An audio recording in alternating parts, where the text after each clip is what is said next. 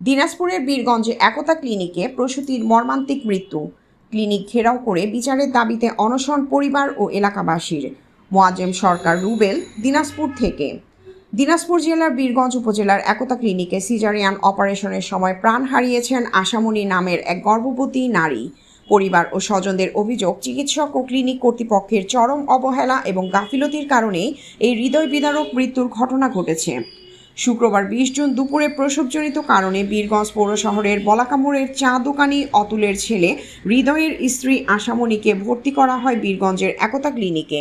চিকিৎসকের সিদ্ধান্তে caesarean operation শুরু হয়। পরিবারের দাবি, অপারেশন চলাকালীন সময়েই তার মৃত্যু হয়। তবে ক্লিনিক কর্তৃপক্ষ ও অপারেশন পরিচালনাকারী চিকিৎসক ডাক্তার ইয়াসমিন এই ঘটনা ধামাচাপা দিতে মরিয়া হয়ে ওঠেন। তড়িঘড়ি করে মৃত প্রসূতিকে সুস্থ রোগী হিসেবে Dinajpur M Abdur Rahim medical college হাসপাতালে পাঠানো হয় এবং ভর্তি দেখিয়ে বিভ্রান্তি সৃষ্টি করার চেষ্টা করা হয়।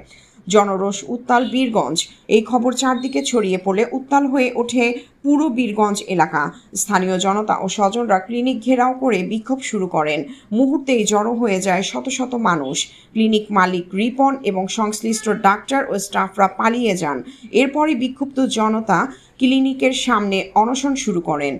জনতার দাবি, দায়ীদের দ্রুত গ্রেপ্তার ও দৃষ্টান্তমূলক শাস্তি ও ক্লিনিকের বিরুদ্ধে আইনি ব্যবস্থা নেওয়া এবং চিকিৎসায় অবহেলার নজিরবিহীন তদন্ত। ভবিষ্যতে এমন মৃত্যু যেন আর না ঘটে। নবজাতক বেঁচে গেছে, যদিও দুর্ভাগ্যজনকভাবে মা আশামণি প্রাণ হারান। তবে সৌভাগ্যক্রমে নবজাতক শিশুটি সুস্থ রয়েছে বলে জানা গেছে। বর্তমানে সে পরিবারের হেফাজতে রয়েছে এবং তাকে পর্যবেক্ষণে রাখা হয়েছে।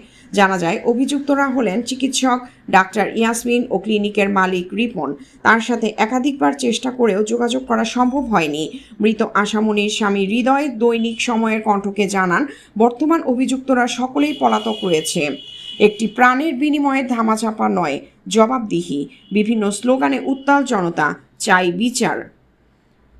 প্রিয়াঙ্কা মল্লিক, আলোকিত টিভি নিউজ ডেস্ক, ঢাকা।